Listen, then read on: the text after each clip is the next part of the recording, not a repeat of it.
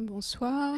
Nous allons donc commencer cette nouvelle séance du cycle des trésors de Richelieu. Alors après le manuscrit de la semaine dernière, aujourd'hui nous allons nous transporter dans le 19e siècle et dans les dessins de William Gell sur Pompéi. C'est donc 2 carnets de dessins qui sont issus des fonds de la bibliothèque de l'Institut national d'histoire de l'art. Pour nous les présenter ce soir, nous avons donc 2 interlocuteurs, 2 conférenciers. Isabelle Périchaud, donc, qui est bibliothécaire et qui travaille au service du patrimoine. Elle est notamment responsable des archives des archéologues. Et avec elle, Hélène Desalle, qui est maître de conférence à l'École normale supérieure en archéologie. Elle est spécialiste notamment d'architecture romaine et aussi de Pompéi, de l'archéologie de Pompéi et de son histoire. Voilà, donc je leur laisse la parole et juste je veux signaler que ce soir nous avons comme souvent une troisième personne qui va manipuler les deux carnets pour que vous puissiez les voir, et donc c'est Isabelle Vazel qui est aussi au service du patrimoine de la bibliothèque de l'INHA. Voilà. Merci Cécile. Bonsoir à tous. Ce soir, nous avons donc sorti de nos réserves un ensemble tout à fait remarquable et assez peu connu finalement.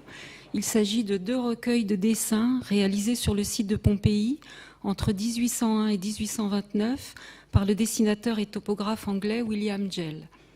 Donc il ne s'agit pas de carnets de dessin à proprement parler, mais bien de recueils constitués par Gell lui-même à partir de ses propres carnets qu'il a démontés et réorganisés.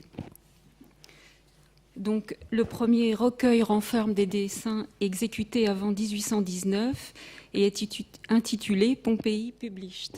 Il correspond en partie aux planches gravées dans la première édition du Pompeiana, ouvrage publié à Londres entre 1817 et 1819 par William Gell et John Gandy, dont Hélène vous reparlera plus tard.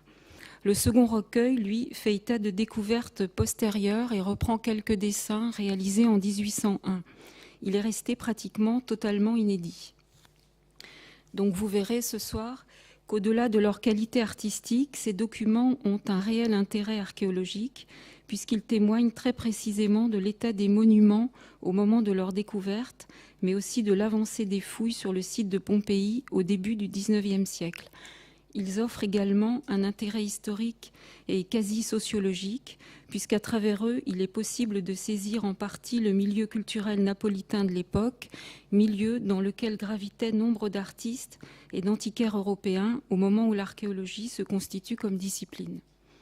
Autant d'aspects donc que nous vous présenterons successivement ce soir à travers une étude quasi archéologique justement de ces recueils qui nous permettra d'approcher au plus près leur processus de production. Donc ces documents en fait ont une actualité puisqu'ils sont en cours de publication sous forme de fac-similés par les éditions Hermann en collaboration avec les éditions de l'INHA sous la direction scientifique d'Hélène Desalle. Et l'ouvrage devrait sortir avant l'été. En attendant, vous pouvez retrouver les recueils sur notre bibliothèque numérique sur le site internet de la bibliothèque. Voilà, donc je laisse pour l'heure la parole à Hélène Desalle qui a redécouvert ces recueils à la bibliothèque il y a maintenant plusieurs années et qui les a longuement étudiés. Merci. Donc, en effet, ma rencontre avec William Gell remonte maintenant à plus de 20 ans. Elle date très précisément de 1998. À l'époque, j'étais chargée de recherche documentaire auprès de la bibliothèque de l'INHA, qui s'appelait alors Bibliothèque d'art et d'archéologie. Et j'ai découvert ces 2 recueils en consultant les collections dans les magasins de la bibliothèque. Vous en avez ici une vue. Ils se trouvaient juste au-dessus de la salle ovale de la BNF, dans les combles. Et donc j'ai été évidemment frappée par leur caractère assez mystérieux et par la qualité bien évidemment des dessins quand je les ai feuilletés. Ils n'étaient pas signés, de toute évidence ils étaient issus de la même main et ils n'étaient pas encore identifiés. La seule attribution proposée était celle de John Gandy. Alors toutefois, plusieurs indices m'ont guidé très rapidement vers William Gell, mais cela restait à confirmer. Et une très belle coïncidence allait me le permettre, puisque la même année, à l'occasion d'une visite au musée archéologique de Naples, j'ai fait part de ma trouvaille au surintendant Stefano De Caro, qui est un très grand connaisseur de l'histographie pompéienne. Et aussitôt, il m'a conduit dans la bibliothèque du musée pour m'y montrer un carnet de provenance inconnue qui n'avait jamais encore été étudié et dont la responsable, Maria Rosaria Esposito, la responsable des collections, venait juste d'en entreprendre l'inventaire. Les dessins et les annotations présentaient exactement les mêmes caractéristiques que les carnets parisiens, et la chance est qu'à l'intérieur se trouvait une lettre signée par William Gell et qui donc ne laissait plus aucun doute sur l'attribution de ces carnets. Donc finalement, cette double découverte entre Paris et Naples remettait en pleine lumière l'œuvre de William Gell, qui se trouvait alors encore très largement méconnue. Et c'est à la suite donc de cette identification que j'ai engagé l'inventaire des recueils parisiens sous la direction scientifique de la bibliothèque et que j'ai achevé en 2005. Alors je vais commencer par quelques éléments de biographie sur William Gell, donc qui est né en 1700. Alors voilà, c'était une vue des dessins, excusez-moi, napolitains, petit carnet. Et voici donc William Gell. Il est né en 1777 à Upton World dans le Derbyshire. Il appartient à une vieille famille du comté. On sait qu'il perd son père en 1795 et sa mère se remarie avec Thomas Blore, qui est un antiquaire spécialiste de topographie anglaise, et c'est peut-être ce qui a influencé la vocation future de son beau-fils. Gell étudie à Jesus College à Cambridge, puis à la Royal Academy of Arts, avant de devenir, en 1800, membre de la Society of Antiquaries de Londres. Un an plus tard, il embarque pour l'Orient. Il est ainsi fidèle à la tradition de ce que l'on appelle donc le Grand Tour, réservé aux jeunes aristocrates qui achèvent leur éducation de gentleman sur le continent. Et au cours de ce premier voyage, Gell fait une courte escale à Naples qui lui permet de visiter à la hâte les collections provenant d'Herculanum conservées dans le palais de Portici, donc le palais royal, et un dessin en témoigne. Donc nous allons passer à la projection donc, de l'ouvrage. Voilà, donc c'est le dessin qui est un peu plus bas, donc sketches, donc des croquis faits passing through, donc en traversant le musée de Portici en 1801, et on y reviendra de le gardien ne le permettant pas. Nous allons revenir plus tard sur cette précision.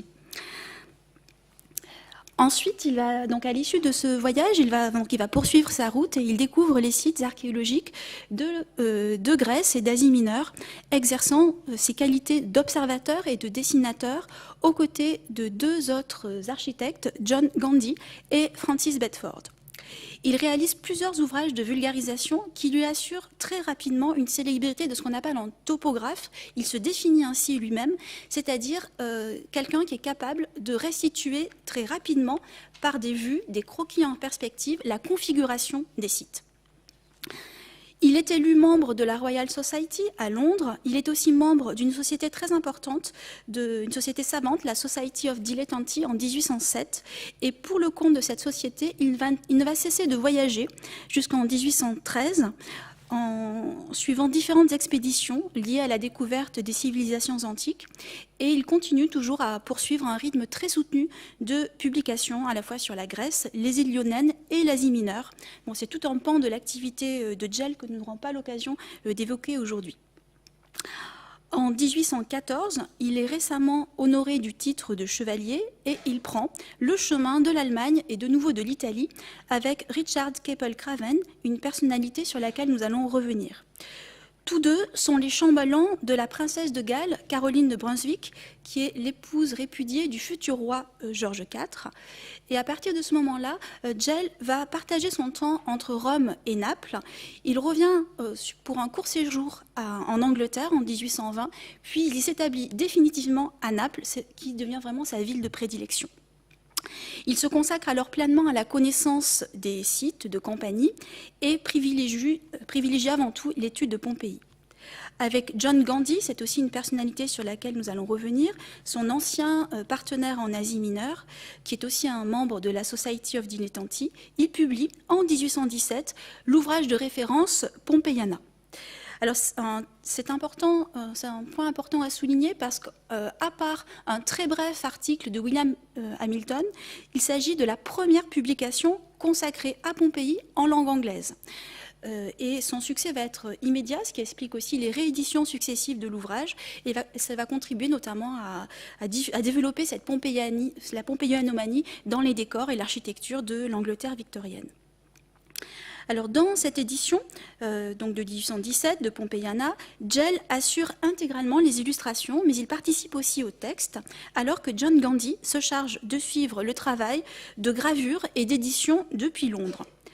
L'entente ne semble pas tout à fait parfaite pour la réalisation de l'ouvrage, Gell reprochant à Gandy, et on le voit très bien dans les recueils, d'ajouter ou de supprimer des détails. Alors on va le voir dans un des recueils, donc ici, donc en zoomant, donc où il dit en fait que Gandy aurait peut-être donc vendu les dessins.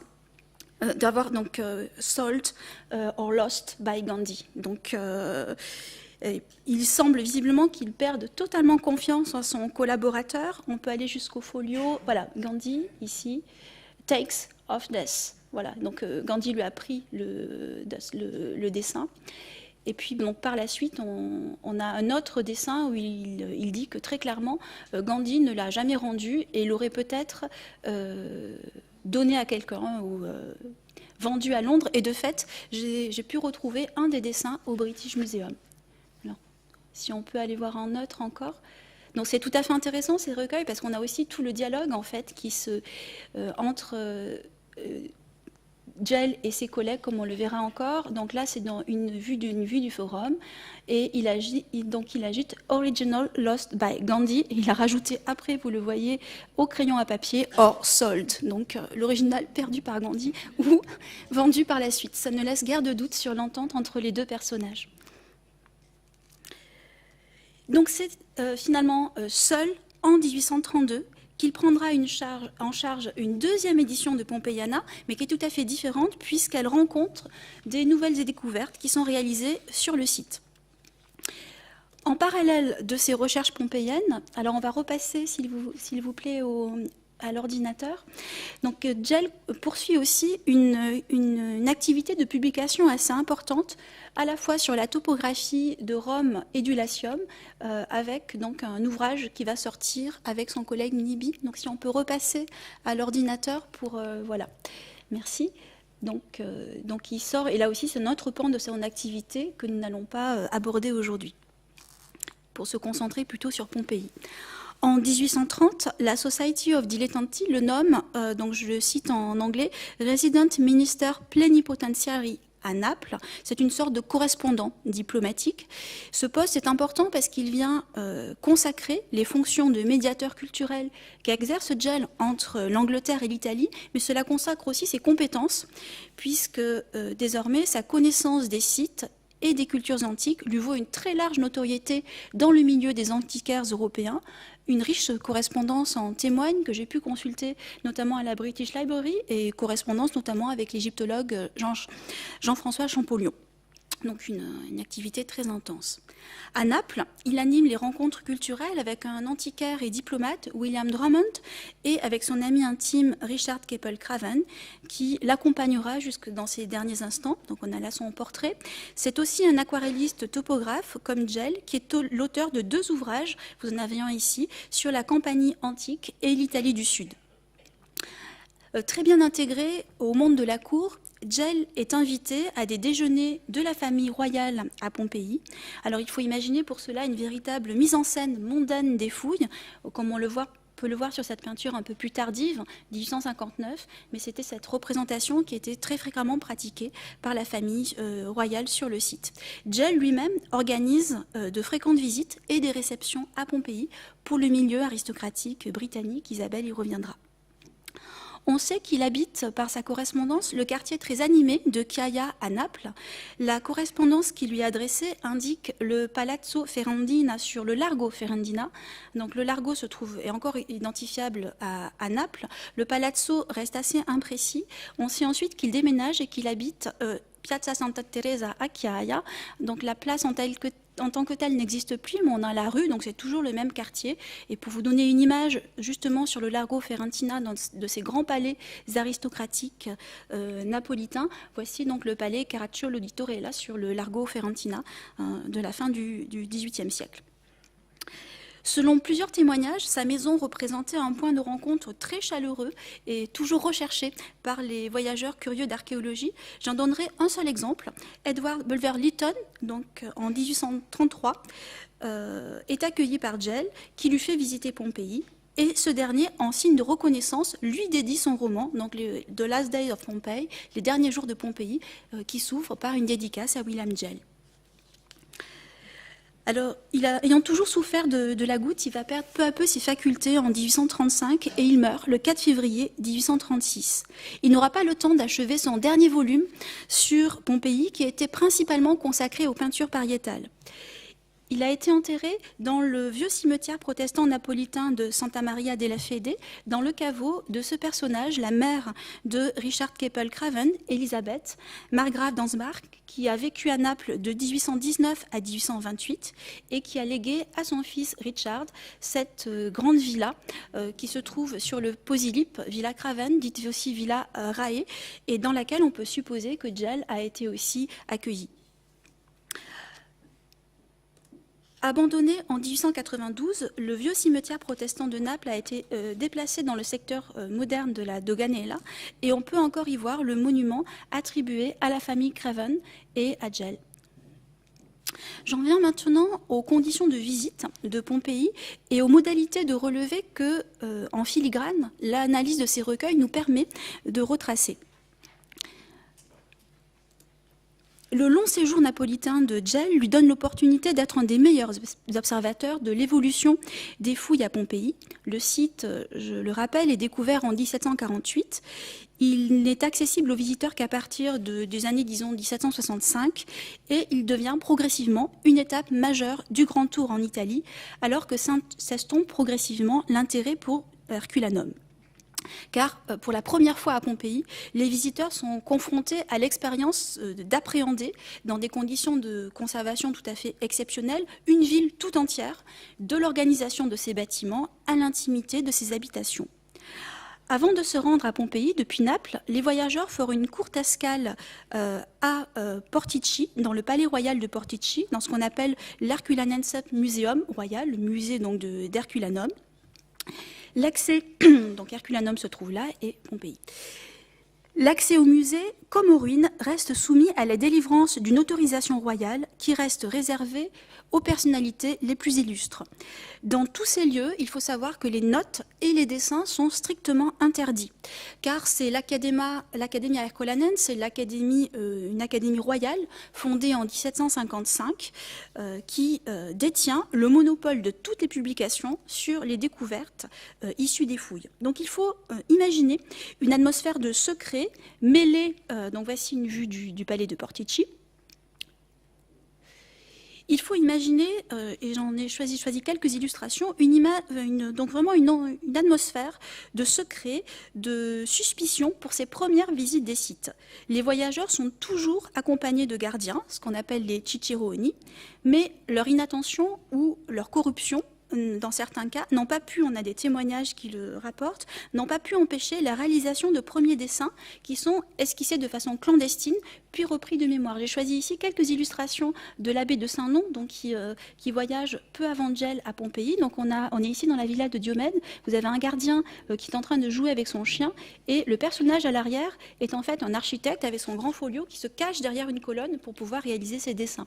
Autre exemple ici, dans le portique de la même villa, au premier plan, on voit aussi un personnage ici sur la gauche, on le voit là, qui se cache derrière un pilier du gardien que l'on trouve au milieu du jardin. Une vue de détail. Donc les carnets de Gell aussi en témoignent, et c'est la raison pour laquelle on va pouvoir repasser à cette vue et basculer de nouveau sur le film. Lorsqu'il réalise ses dessins dans le musée de Portici, on comprend pourquoi il disait le gardien ne le permettant pas, puisque ce sont donc des dessins clandestins. Alors, à partir de la lecture de ces carnets, on peut aussi restituer quelques détails matériels. On sait, alors si on passe à la vue suivante, il a notamment une sorte de carnet de voyage très original qui nous permet justement de restituer l'itinéraire entre Naples et Pompéi. Donc c'est très esquissé, vous voyez, c'est des carnets, donc c'est au dos d'une autre représentation. Et sur le côté à droite, vous avez les temps qu'il met pour aller de Naples à Torre del Greco, etc. Et donc au total, on peut restituer environ 2 heures en carrosse pour accomplir les 37 km qui séparent Naples de Pompéi. Merci. On va rebasculer à l'ordinateur, s'il vous plaît. Voilà, pour voir justement, une fois que les carrosses arrivent à Pompéi, ils arrivent au nord-ouest du site, non loin de la villa de Diomède. On le voit ici sur la gauche du dessin. Voilà, donc ils vont descendre et traverser progressivement le site, sachant que à la fin du XVIIIe siècle, il y a 2 entrées pour accéder à Pompéi. L'une se situe, c'est celle que nous venons de voir au nord-ouest, près de la villa de Diomède, et l'autre au sud, près du quartier des théâtres. Entre les années 1810 et 1816, Gell a pu suivre la spectaculaire évolution des fouilles, puisque la période de la domination française à Naples, de 1806 à 1815, marque un complet tournant dans l'histoire des excavations, sous l'impulsion de la reine Caroline, la sœur de Napoléon, passionnée d'antiquité. Alors voici donc toutes les découvertes qui datent de la domination française. Donc le tracé de l'enceinte est mis en évidence, c'est ce qui apparaît ici en violet. On a donc tout le contour de la ville, également son organisation interne. Le forum qui se trouve ici est partiellement dégagé, ainsi que les rues assurant la connexion partiellement entre le quartier dégagé au nord, donc près de la villa de Diomède, et le quartier au sud, ici par cette connexion, le quartier dit des théâtres. L'exploration des maisons se poursuit également. Après 1816, la chute du régime napoléonien et le retour des Bourbons sur le trône de Naples marquent un brusque ralentissement dans la progression des fouilles. Il y avait beaucoup moins de personnel en particulier. Toutefois, les dégagements se poursuivent et les dégagements se poursuivent et le forum est entièrement excavé. On assiste aussi à des découvertes spectaculaires de certaines maisons. L'accès au site est toujours soumis à une autorisation délivrée par le ministre. Mais cette dernière, dans ces années 1820, semble s'obtenir beaucoup plus facilement. Désormais, la règle est d'attendre 3 ou 4 ans suite à la découverte de monuments, après quoi les voyageurs sont autorisés à dessiner, et c'est ainsi que le corpus graphique sur Pompéi va progressivement se développer. Dans les années 1810, et pratiquement dès son arrivée à Pompéi, Gell semble bénéficier d'un traitement de faveur grâce à l'appui à la fois de l'ambassadeur britannique, qui est relayé par le ministre italien des Affaires extérieures et le ministre de l'Intérieur, qui tous deux interviennent auprès du surintendant Michele Arditi afin que Gell puisse dessiner librement. Et de fait, une autorisation l'atteste, conservée à la British Library. Elle a été délivrée par le surintendant Arditi le 3 janvier 1825 et je la traduis donc de l'italien. Elle permet au chevalier Gell de pouvoir dessiner et réaliser les vues à Pompéi avec l'habituelle exception des monuments inédits. C'est donc la référence à cette attente d'un délai de 3-4 ans. Toutefois, la tâche ne devait pas être toujours aisée et Gell lui-même, à plusieurs reprises, à la fois dans ses publications, mais aussi dans les recueils, il se plaint de la lenteur de la procédure et surtout des difficultés d'accès aux monuments qu'il peut rencontrer. Nous pouvons essayer de restituer les modalités et les pratiques de ces dessinateurs qui se retrouvent sur le site. Ils réalisent leur relevé en opérant des mesures sur le terrain. On en a ici un exemple avec cette représentation de François Mazois dans les années 1810. Vous voyez, 2 dessinateurs et l'un qui tient une toise. On peut imaginer que Gell procédait ainsi. On peut aussi supposer qu'il faisait usage de ce type de trousse. Il y a une exposition à Rome les a présentées récemment, une trousse portative d'architecte avec compas, outils de mesure qui permet de dessiner sur le site. De fait, la plupart de ces plans sont cotés et on va rebasculer pour en voir certains de près. Il indique donc toujours très précisément les mesures. Alors ici, on a un plan du forum, juste après son état des découvertes en 1816. Et donc, outre les indications street, rue, etc., on a à chaque fois donc, les indications de mesures qui sont rapportées donc, de manière assez systématique et précise. On peut aussi voir, voilà, un autre exemple ici de détail du temple sur le forum. Donc c'est en pied et en pouces généralement, donc en mesure anglaise. Et puis une autre vue nous donne une image de la façon dont il travaillait lui-même. Ce n'est pas vraiment un autoportrait, mais sur une vue de l'Odéon, il représente un dessinateur en train de faire son dessin en s'appuyant sur ses genoux. Donc c'est aussi une très belle vue en perspective du théâtre couvert de Pompéi, l'Odéon. Et sur la droite, vous pouvez voir donc ce dessinateur qui est donc en train d'esquisser un dessin, assis à côté d'un des télamons de l'Odéon. Donc vous voyez aussi la qualité du rendu ici adopté. L'originalité de Gell dans la pratique du dessin vient du fait qu'il privilégie beaucoup, on le voit ici, les vues en perspective avec une grande qualité de présentation à la fois à la plume et à l'aquarelle. Et il utilise pour cela la caméra lucida ou la chambre claire. C'est une invention d'un Britannique, William Hyde Wollaston, qui a été breveté peu de temps avant, en 1807. Et cet instrument lui permet de dresser un état des vestiges existants. Donc on le voit ici, vous voyez, écrit, donc là c'est une vue du temple d'Apollon, et tout en bas vous voyez qu'il a précisé caméra lucida, il le précise toujours lorsqu'il fait une vue avec cet instrument.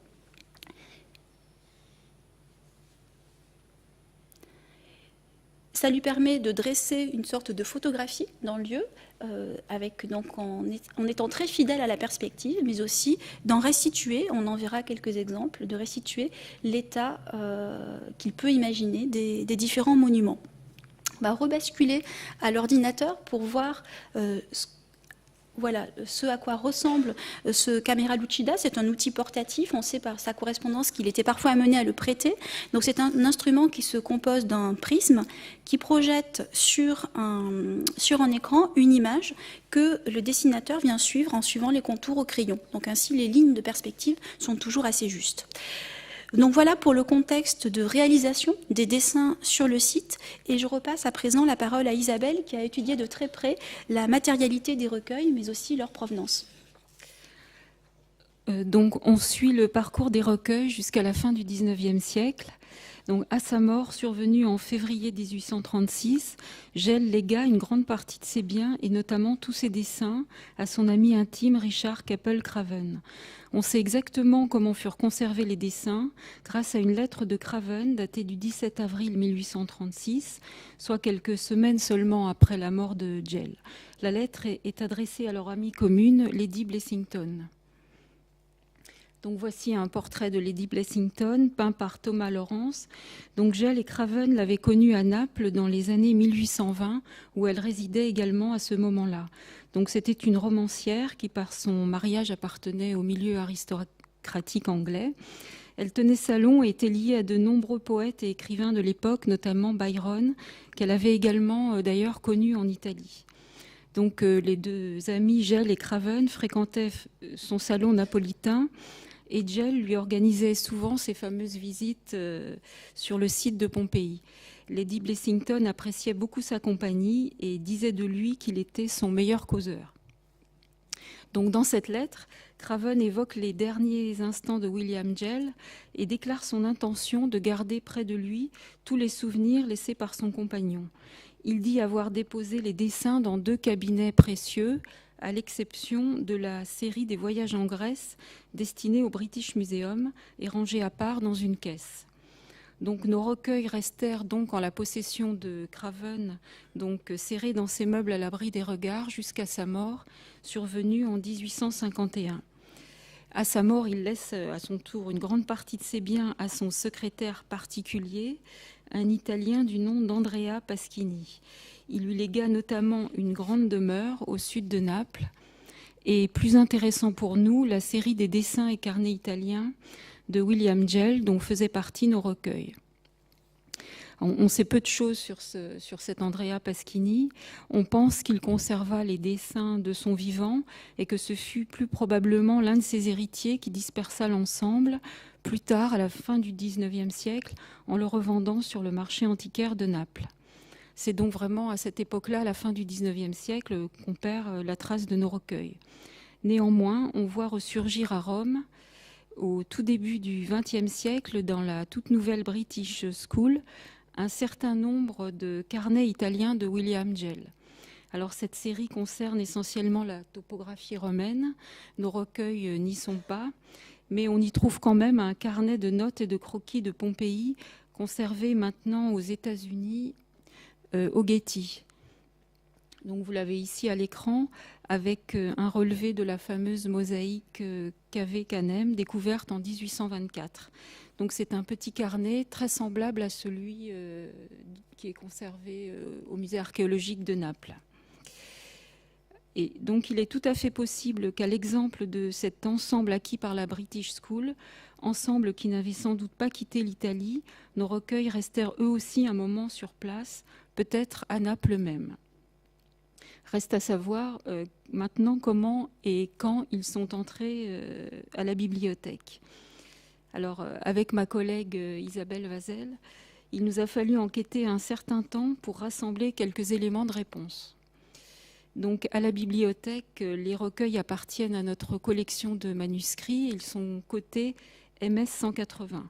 On les retrouve effectivement dans le catalogue des manuscrits rédigé dans les années 40. Malheureusement sans mention de provenance. Et vous voyez en passant qu'à cette date, il n'était pas encore attribué à William Gell, puisqu'on nous dit fait par un dessinateur anglais, architecte, probablement dans le premier tiers du XIXe siècle. Donc s'ils sont bien au catalogue, par contre, ils n'apparaissent pas dans le registre d'entrée des autographes et manuscrits. Donc pour en savoir plus, nous avons dû repartir des recueils eux-mêmes.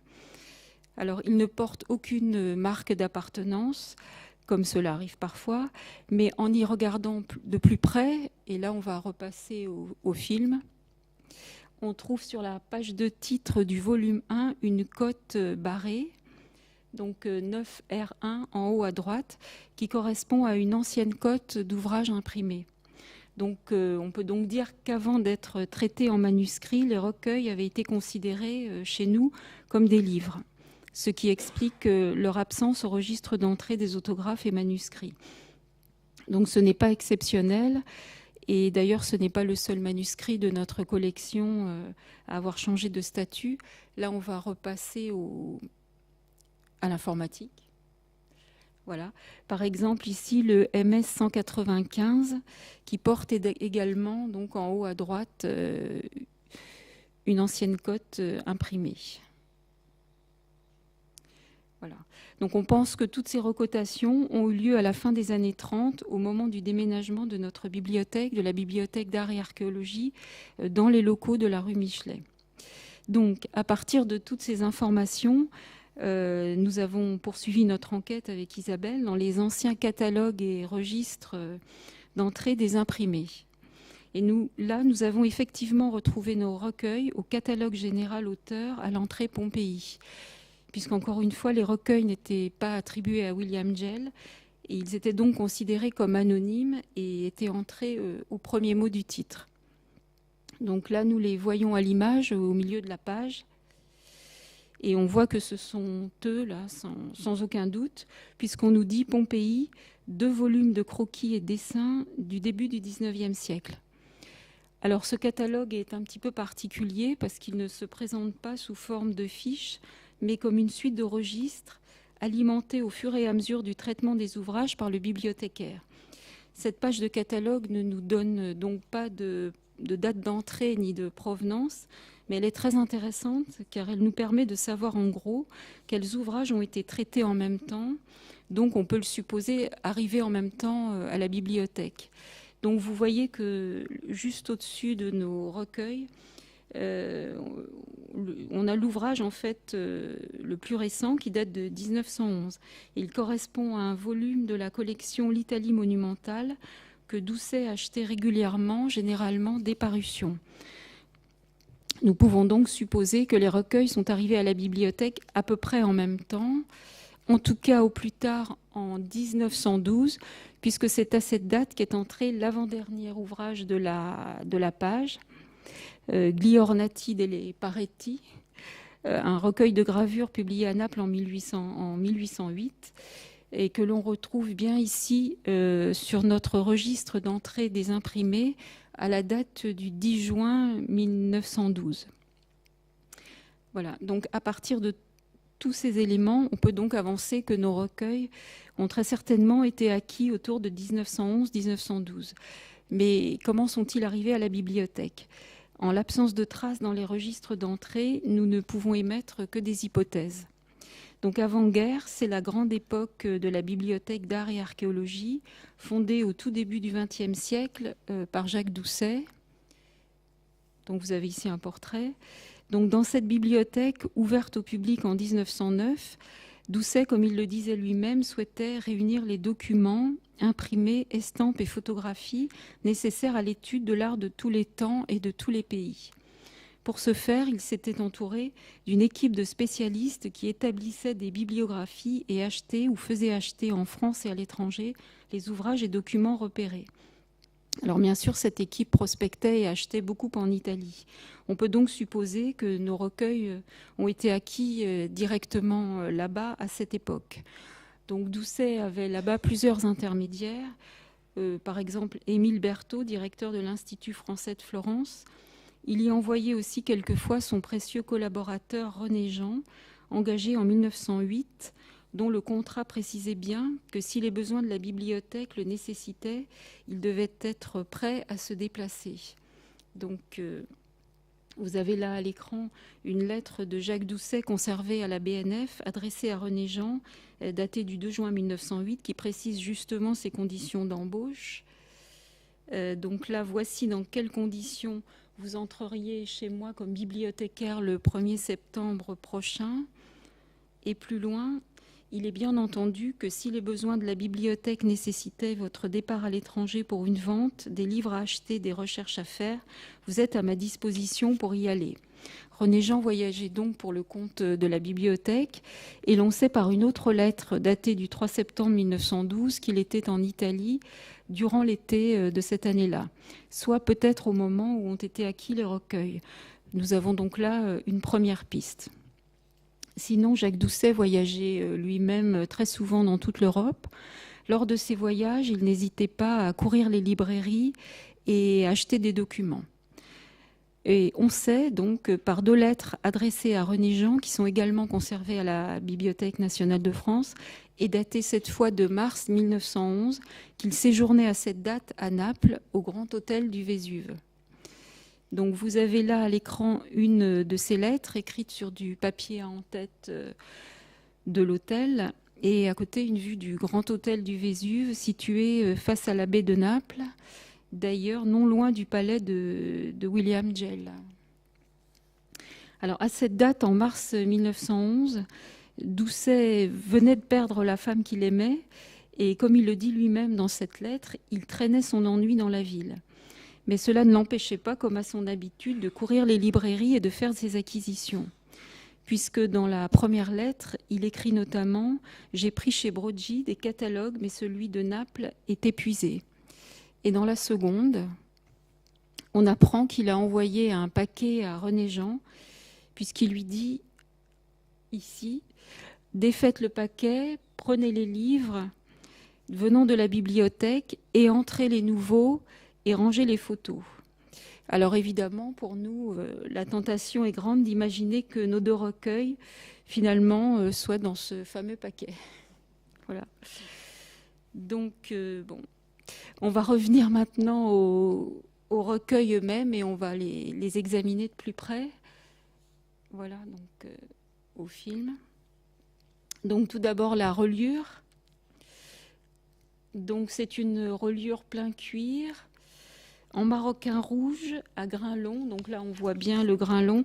C'est une technique qui procède par étirement de la fibre de cuir. C'est une technique anglaise qui est née dans la seconde moitié du XVIIIe siècle et qui a perduré jusqu'aux années 1830. Donc c'est bien la reliure d'origine. Gell aura sans doute fait venir les volumes 9 directement d'Angleterre. Alors même si elle est un petit peu abîmée maintenant, un peu frottée sur les plats, comme vous le voyez, c'est une reliure de qualité. Donc elle est dorée sur les bords et également au dos. Alors, petit détail également sur le dos, je ne sais pas si on voit très bien, elle porte une marque noire, un grand P, un petit O, un grand M pour Pompéi, qui a certainement été posé avant l'entrée à la bibliothèque. Voilà. Donc, les recueils se présentent comme des livres. Ils ont chacun un titre. Donc, pour le premier volume, nous avions Pompéi Published 1819. Et pour le second que vous avez là, Pompéi Unpublished. Voilà. Ils ont aussi chacun une table des matières où chaque dessin renvoie à son folio. La table des matières ici du volume 2.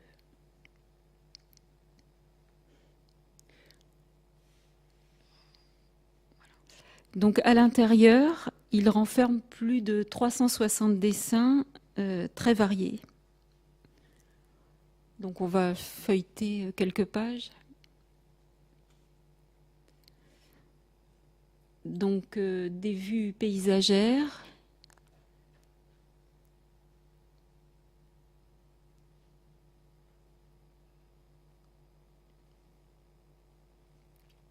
Des relevés d'ornements et de peinture. Donc ici et puis derrière. Surtout des édifices et des monuments.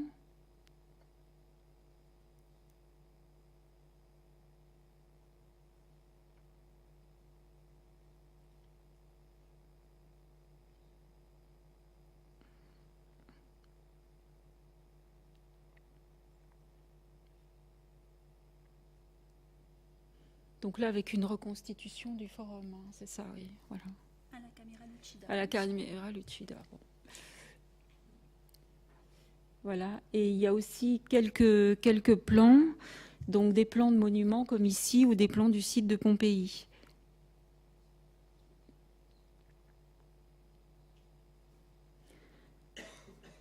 Donc pour réaliser ces dessins, Gell a utilisé plusieurs techniques. Donc la mine de plomb, l'encre, l'aquarelle ou le lavis, technique qu'il a employée seule ou combinée entre elles, comme vous le voyez, comme vous avez pu le voir tout de suite.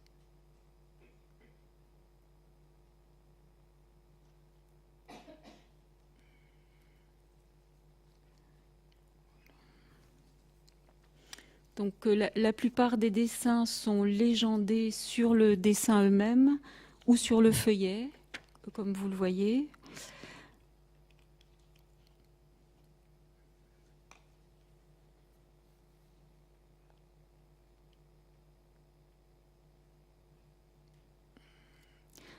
Et ils sont parfois accompagnés de notes manuscrites, en anglais bien sûr. Sur ce folio, par exemple, vous avez une description assez complète de la rue du Forum qui voisine avec des croquis et des relevés d'inscriptions.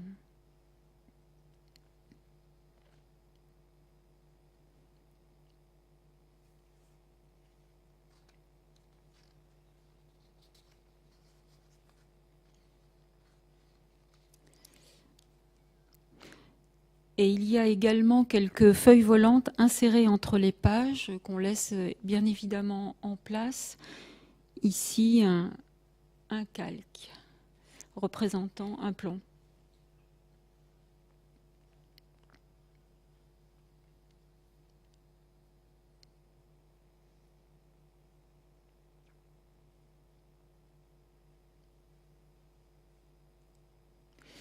Donc, Gell a confectionné ses recueils à partir de ses propres carnets de dessin qu'il a découpés et réorganisés et recollés Donc, il a utilisé des carnets d'un format identique à ceux des bibliothèques du Getty et du musée de Naples que nous avons vus tout à l'heure. Alors, on suppose pour cela qu'il a utilisé au moins 3 carnets, puisque plusieurs dessins sont numérotés et que l'on a jusqu'à 3 fois le même numéro représenté. Donc là, on repasse au PowerPoint. Donc, par exemple, là, vous avez 3 dessins qui portent le numéro 12. En haut à droite, là, je ne sais pas si vous voyez bien. Et qui sont donc issus de 3 carnets différents. Voilà. Donc, les dessins sont collés sur 4 points de colle ou à demi quand ils présentent un verso. Alors, dans ce cas-là, ils sont soit sur un onglet, et donc là, on va repasser au film.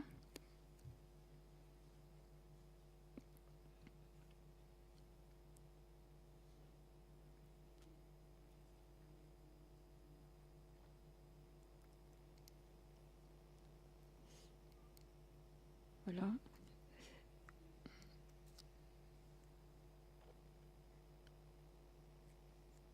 Donc ça, c'est un onglet qui a été refait par notre atelier.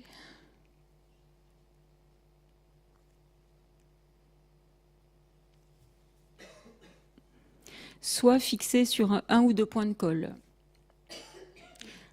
pour qu'on puisse donc le retourner. Mais là, vous allez voir...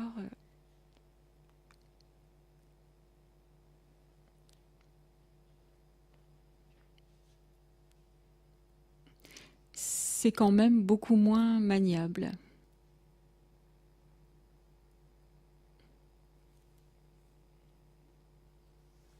Voilà. Et enfin, Gel, quelquefois, s'est essayé à quelques montages particuliers. Donc, toujours dans le volume 2, on a ici un portique dont le dessin a été découpé pour ne laisser que les éléments principaux et que l'on peut soulever. Peut-être prévoyait-il de mettre quelque chose derrière. Alors, pour constituer ces recueils, il n'a pas seulement utilisé ses carnets, il a aussi dessiné directement sur le feuillet. Donc, toujours dans le volume 2, il y a un très bel exemple, une très belle aquarelle.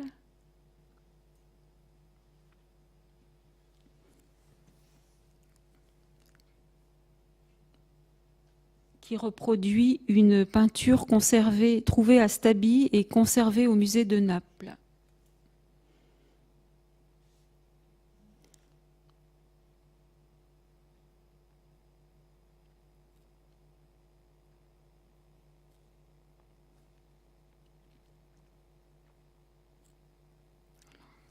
Et parfois, il a fait un mixte en complétant à même le feuillet un dessin collé.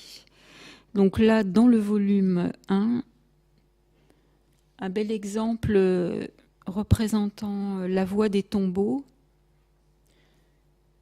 Donc là, à gauche, le dessin sur le feuillet et à droite, le dessin collé sur onglet et qui est en plus recto verso et qui présente donc un détail de tombe au verso.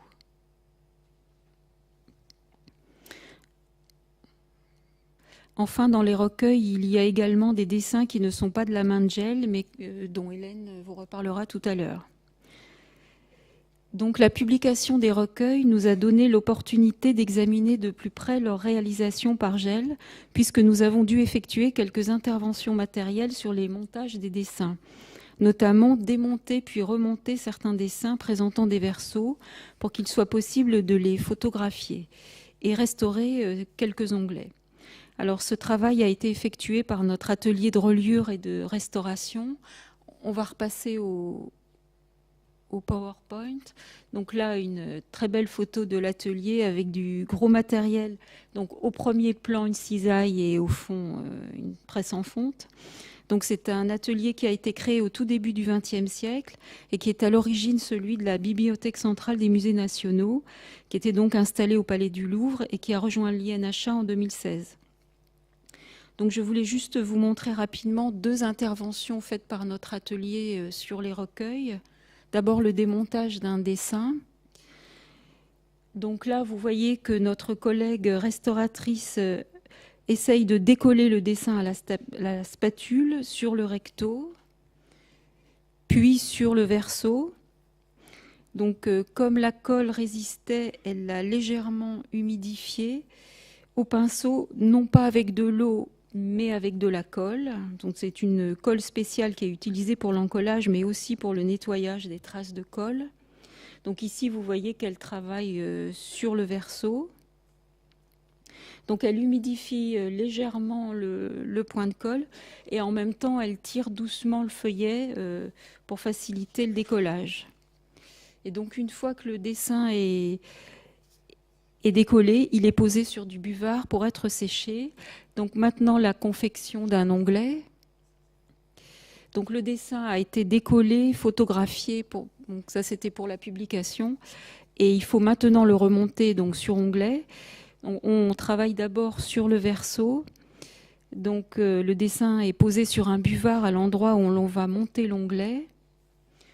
Il est ensuite encollé sur une bande de quelques millimètres avec la même colle en évitant de mordre donc, sur le dessin ou sur le texte ancré. Ensuite, la restauratrice donc, pose l'onglet qui est une fine bande de papier japon, qui est un papier très fin et très résistant à la fois. Et elle met ensuite le dessin sous presse pendant quelques heures. Quand le montage est bien sec, elle replie l'onglet avec un plioir. Elle va encoller la partie repliée. Elle retourne le dessin, dont on voit ici donc, le recto, le positionne, puis le colle. Et donc, voilà le résultat. On obtient un feuillet que l'on peut manipuler pour voir le verso dans son ensemble. Donc ce travail, du coup, nous a justement permis de nous familiariser avec les versos des recueils. Donc une 60aine de dessins sont recto-verso. Alors de manière générale, les versos sont moins spectaculaires que les rectos. Ce sont souvent des plis, des croquis avec moins de couleurs. Et de toute évidence, ils intéressaient moins William Gell, car ils n'apparaissent que très rarement dans les sommaires et dans leur grande majorité ne figurent pas dans les publications. Ils n'en sont pas moins intéressants pour nous. Et là, on va retourner au film.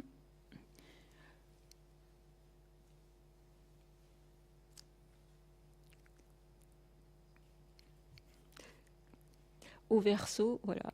Donc par exemple, là, on a un plan de Pompéi accompagné de notes manuscrites qui indiquent les principaux points étudiés par Gell et qui est donc vraiment très précieux pour nous. Alors, il y a un type de dessin qui est systématiquement au verso. Ce sont les dessins érotiques. Donc, on n'y est pas encore.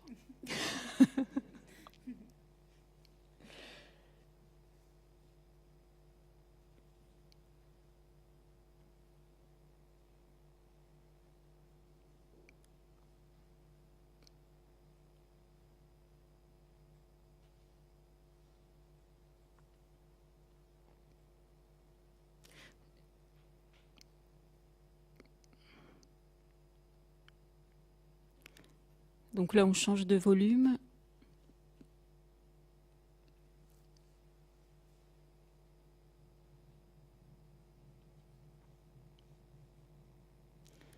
Donc là, au verso de celui-là, donc une reproduction de 2 peintures conservées au musée archéologique de Naples, avec sur la gauche des relevés de graffiti.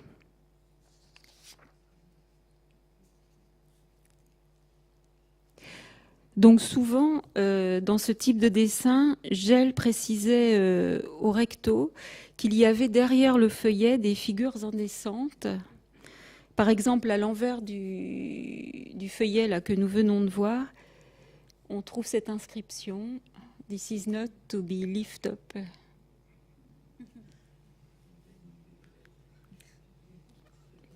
Et de sa belle écriture.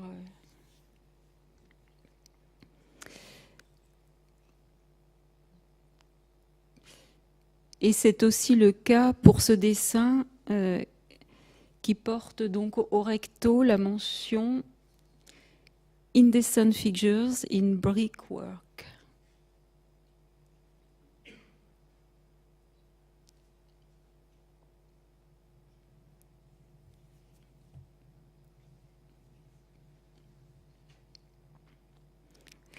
Voilà, donc pour conclure sur l'aspect matériel des documents, on voit qu'ils forment un ensemble unitaire, conçu en même temps, donc sans doute à la toute fin des années 1820, puisqu'il n'y a pas de dessin postérieur.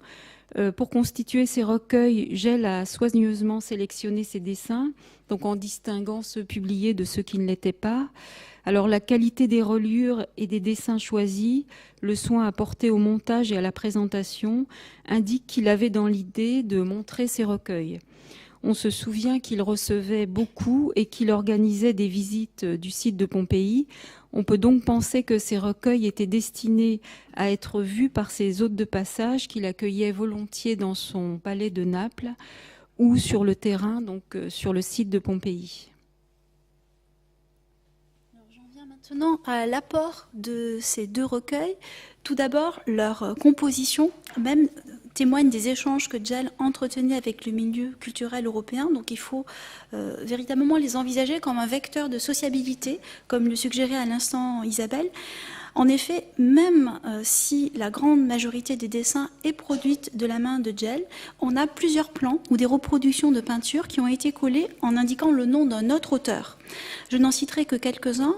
Par exemple, donc dans les recueils, sur une aquarelle qui reproduit une peinture de Stabi, il est précisé que les couleurs, donc c'est une image que vous a déjà montrée Isabelle, donc ça a été fait sur le recueil lui-même, et Gell précise que les couleurs ont été ajoutées par un certain Westmacott. Donc on le voit tout en bas.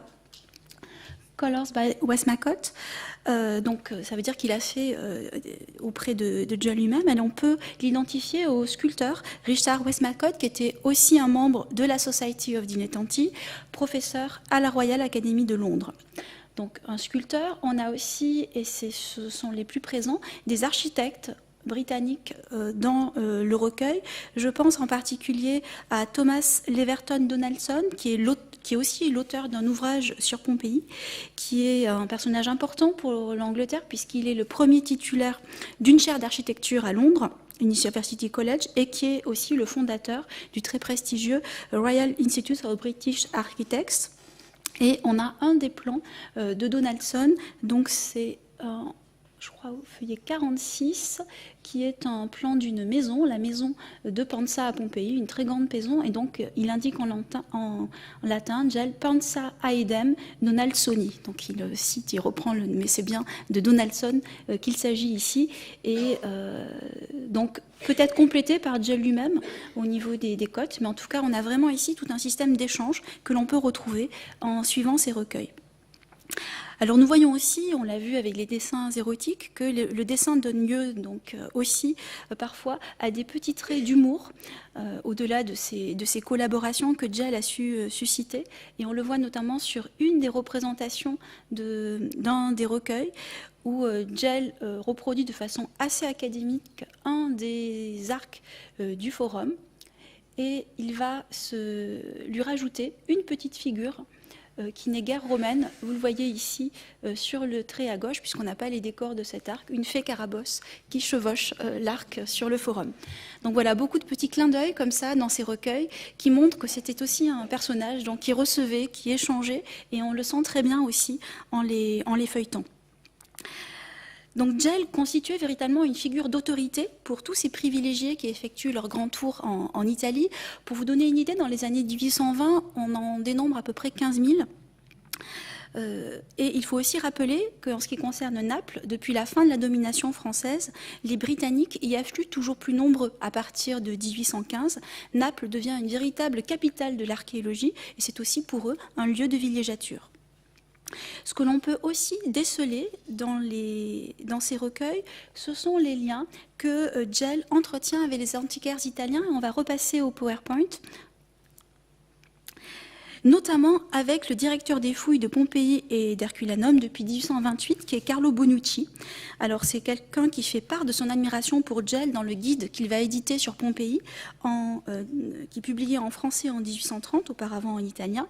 Il y évoque, je le cite, l'effet magique des dessins, et je le cite encore, « Il semble presque impossible que sous le ciel nébuleux de Londres, le burin britannique ait su rendre avec tant de splendeur et d'élégance l'air si pur et les paysages si brillants de la plus voluptueuse contrée de Campanie. » De fait, témoin de ces échanges entre Gell et Bonucci, un plan inédit d'Herculanum, que l'on peut identifier avec la maison d'Argos, qui est donc ici légendée en italien et qui d'une grande précision, se trouve collé dans le recueil, et on peut penser qu'il a donc été donné à Gell par Bonucci lui-même.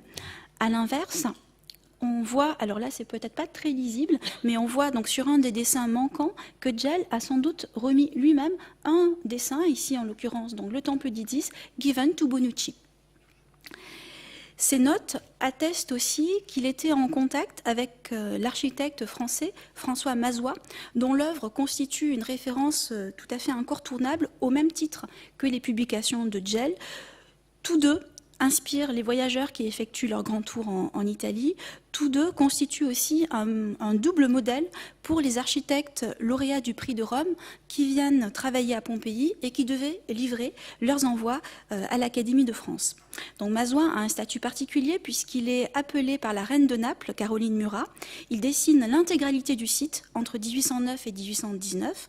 Ce travail colossal est rassemblé dans 4 volumes, les ruines de Pompéi. Vous avez ici un exemplaire. Alors on sait que Mazois et Gell se fréquentaient par notamment une correspondance que j'ai retrouvée à la British Library, mais leur amitié peut être marquée par une certaine rivalité, n'était visiblement pas très profonde, et en témoigne dans un des recueils une note de Gell qui dit qu'il a donné un dessin d'un hôtel près du Forum, given to Mazois for his work, et en fait to be published, c'est ajouté au crayon, et visiblement dans sa publication, Gell dit que Mazois a utilisé ce dessin sans le citer, et on peut penser qu'il s'agit de celui-ci, dessin publié par Mazois dans son volume 3, qui reproduit effectivement cet hôtel près du Forum, dessin manquant dans les volumes de Gell. Un autre point très intéressant lorsqu'on étudie ces recueils avec un regard à la fois historique et archéologique, c'est le passage des originaux aux gravures. Sur l'ensemble des dessins présents dans les 2 recueils, un quart seulement a fait l'objet d'une publication dans les 2 éditions de Pompeiana. Une étude attentive des relevés qui ont été publiés permet de suivre tout le mode de collaboration entre Gell et ses différents graveurs. Alors pour vous donner une idée, l'édition de 1817, on a 18 graveurs différents. Pour l'édition de 1832, 16 graveurs. Et certaines notes de Gell indiquant des couleurs ou des dimensions témoignent vraiment d'une forme de dialogue entre lui et ses graveurs. J'en donne ici un exemple qui est donc ce très beau dessin de Gell qui est une restitution de l'atrium de la maison de Pansa. Et il ajoute tout en bas, vous voyez, au crayon, « Statues if you like ». Et ça, c'est destiné véritablement aux graveurs. Et lorsqu'on regarde effectivement la planche gravée, j'essaie de les caler à peu près, effectivement, le graveur a ajouté les statues en suivant ses recommandations.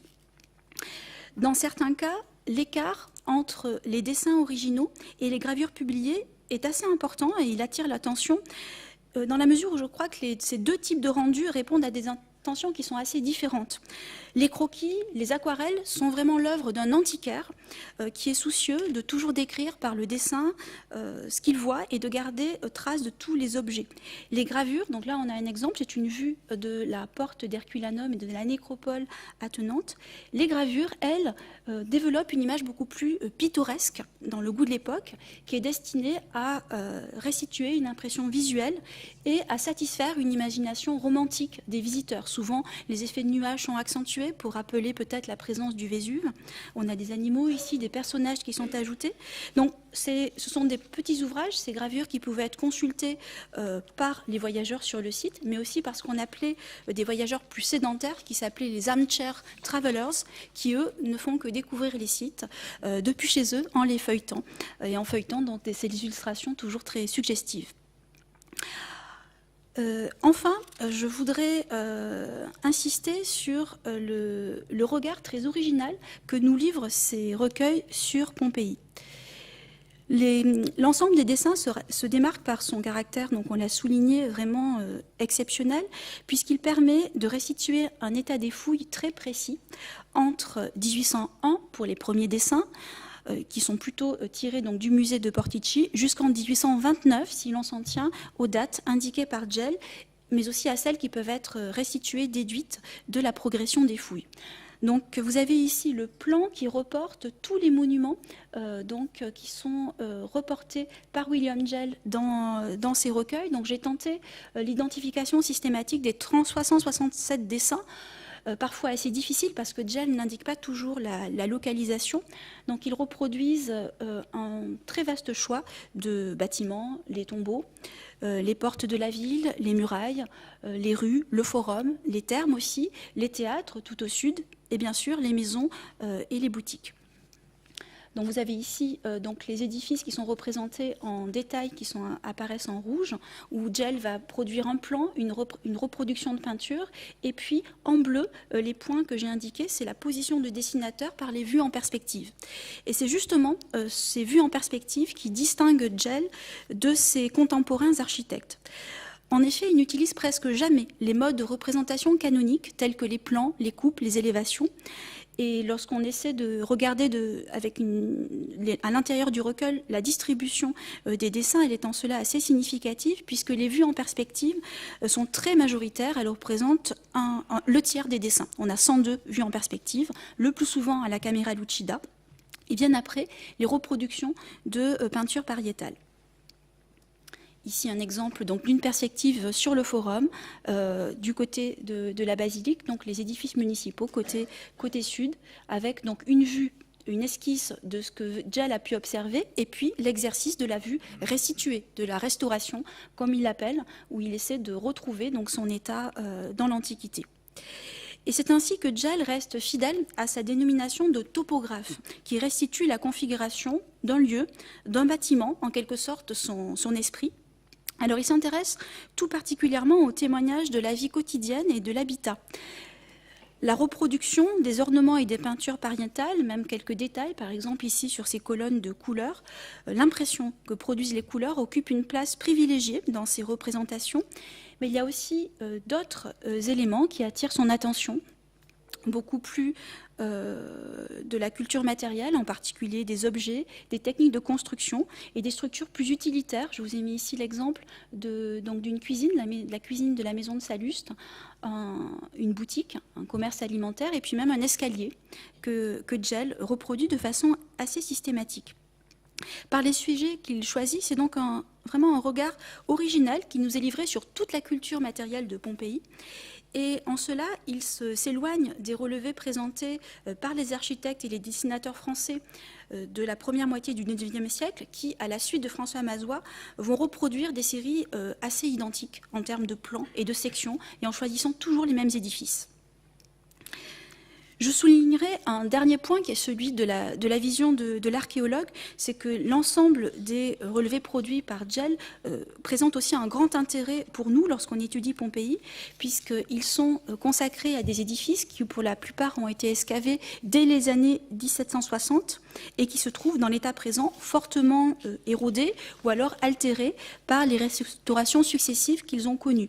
Pour n'en donner qu'un exemple ici d'état comparé, vous avez l'atrium de la maison de Salluste qui n'est plus du tout visible aujourd'hui dans son état de découverte, qui remonte à la fin du XVIIIe siècle, puisque la maison a été endommagée par un bombardement de l'aviation américaine en 1943, comme d'autres points d'ailleurs du site archéologique, et des restaurations assez importantes ont transformé à la fois la configuration de la maison et, comme vous le voyez ici, les décors ne sont plus du tout visibles. Notamment, vous voyez là que le décor de Solaraire ici n'est plus du tout présent.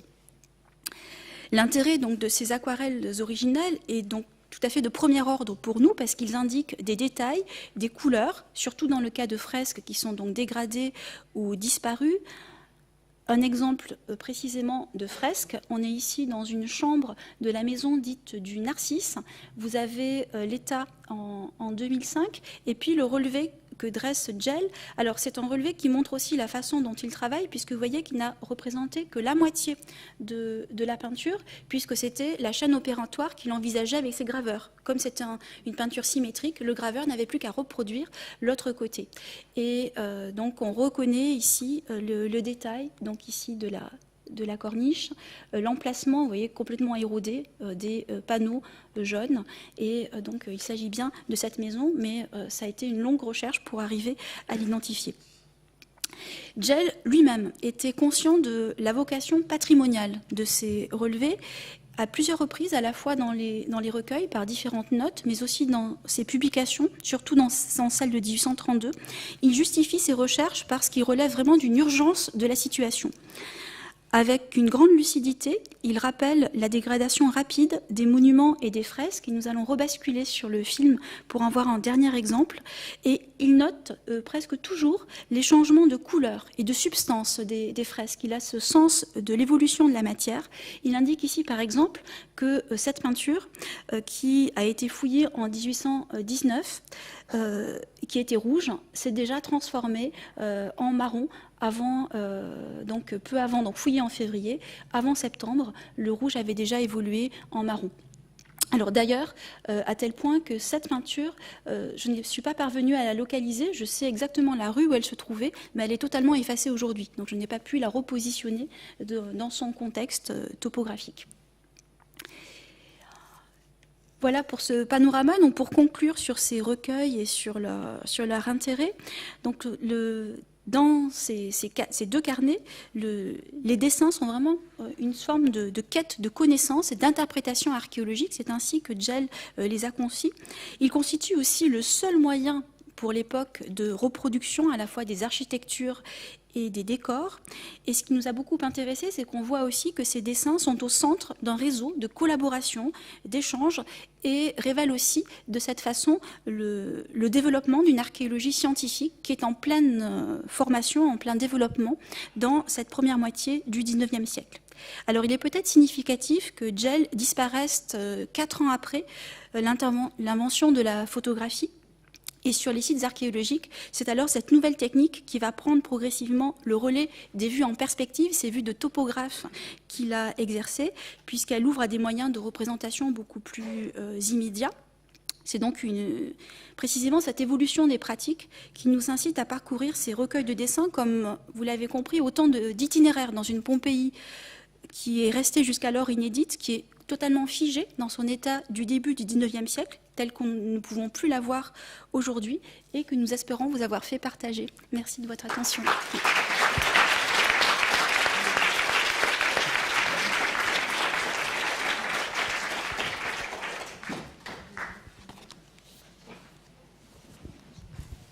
Merci beaucoup. Est-ce qu'il y a quelques questions dans la salle pour nos conférencières? Oui.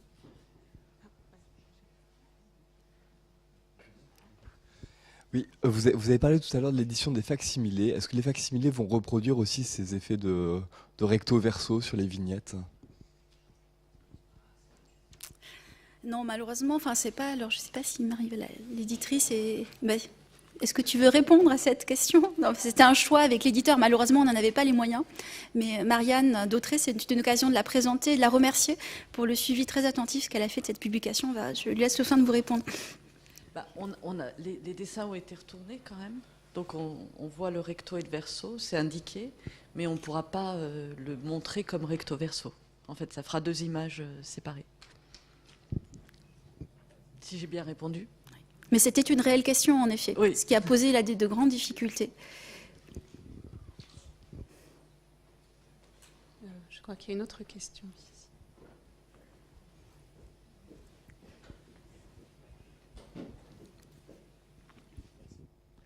Ça concerne aussi donc les recto-verso qui m'intriguent un peu.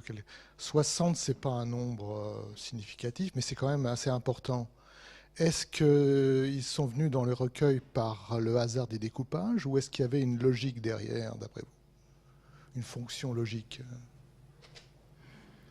Il y a quand même des versos qui sont collés, en fait, qu'on ne voit pas. qui sont collés aux quatre coins. Donc là, quand même, les versos visibles, je pense que William Gell souhaitait qu'on les voit, et je pense qu'il y avait quand même une certaine logique. Et donc, il y a Ça se suivait dans ses carnets, de toute façon, originels. Donc c'est plus une question de découpage. Oui, peut-être. Mais donc il reste des versos qui n'ont pas été photographiés, quoi. Oui. Alors, très peu, mais oui. On soupçonne que certains ont été collés et dissimulés par Gell lui-même. De fait, ça nous est arrivé entre l'inventaire que j'avais fait en 2005 et l'état qu'on a dressé à présent. Certains s'étaient décollés. Et moi, je n'avais pas pu voir les versos, mais au fil des consultations, certains s'étaient détachés. On a pu voir des versos qu'on n'avait pas soupçonnés. Donc on pense qu'il pourra en rester quelques-uns, mais on n'a pas, pour le moment encore, détaché les recueils. Ce qui est certain, pour répondre à votre question, c'est qu'il y avait une logique entre le verso et son recto, puisque à l'origine, c'était un carnet que Gell utilisait sur le site. C'était de plus petits carnets, et qu'ensuite, il a donc découpé et collé. Donc il y avait la logique de croquis sur le site, et après il y a la logique que lui a adoptée pour présenter ses recueils de prestige. Et là, donc, il a décidé d'en effacer certains, et d'autres, tout simplement, oui, il a dès le départ prévu de les montrer. Mais il n'y a pas de... Je pense quand même qu'il doit... À mon avis, il n'en reste pas d'inexploré, parce qu'on a quand même regardé, on s'était posé la question, et... Certes, il faudrait tous les décoller, mais c'était aussi... Lui n'avait pas choisi de les montrer. Ça, c'était par transparence, on ne peut pas... On a regardé justement... on a regardé. Oui. Il faudrait faire des radiographies. Je ne pense pas qu'il en reste beaucoup, parce que la plupart ont été... Ouais. Il faudrait tous les décoller, voilà, c'est ça. C'est très facile.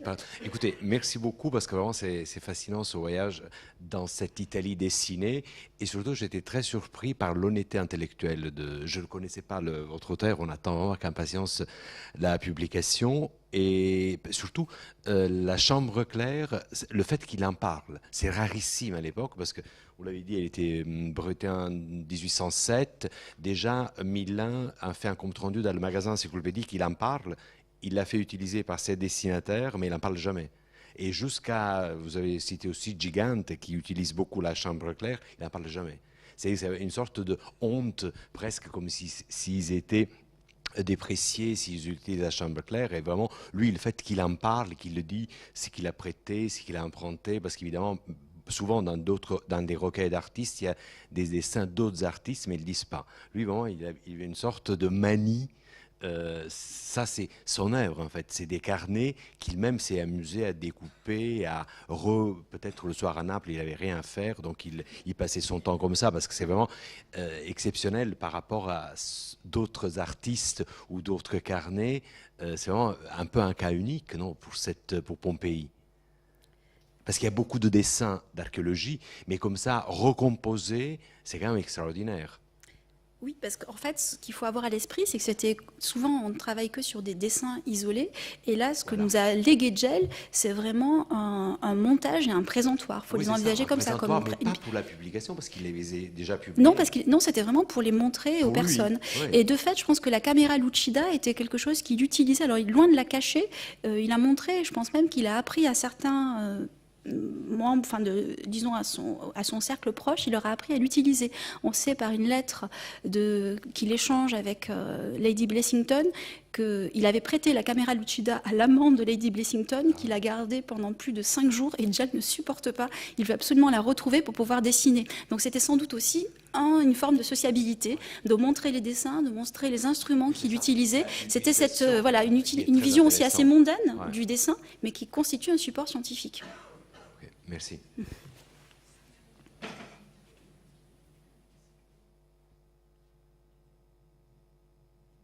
Est-ce que nous avons d'autres questions?